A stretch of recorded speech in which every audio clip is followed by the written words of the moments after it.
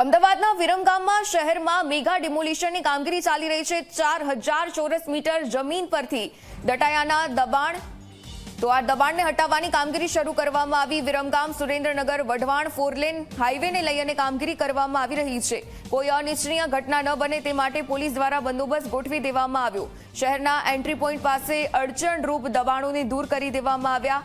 હાઈવેના ટેલ point પર 2 થી 3 મસ્જિદોને પણ ધ્વસ્ત કરવામાં આવી। હાઈવે પર 1200 ચોરસ મીટર ખાનગી જમીનને સંપાદિત કરવામાં આવી તો ખાનગી જમીન સંપાદિત પેટે ₹62 લાખનું વળતર ચૂકવવામાં આવ્યું।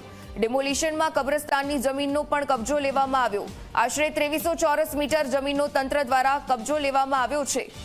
તો વિરમગામમાં હાલમાં આ કામગીરી કરવામાં આવી રહી છે।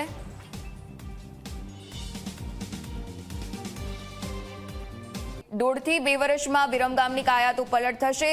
તે પહેલા આ મહત્વની કામગીરી હાલમાં કરવામાં આવી છે। ડિમોલિશનની કામગીરી કરવામાં આવી। 4 લેન રસ્તો બનશે, તેના કારણે પરિવહનના તમામ સાધનો આસાનીથી એક ગામથી બીજા ગામ તરફ જઈ શકશે અને આ 4 લેન રસ્તો એમના માટે મદદરૂપ સાબિત થઈ શકશે। ત્યારે વઢવાણ 4 લેન હાઈવેને લઈને કામગીરી ચાલી રહી છે। કોઈ અનિચ્છનીય બનાવ ન બને તે માટે પોલીસનો બંદોબસ્ત પણ ખડકી દેવામાં આવ્યો છે। મેગા ડિમોલિશનની કામગીરીમાં 2 થી 3 મસ્જિદોને પણ હાલમાં ધ્વસ્ત કરવામાં આવી।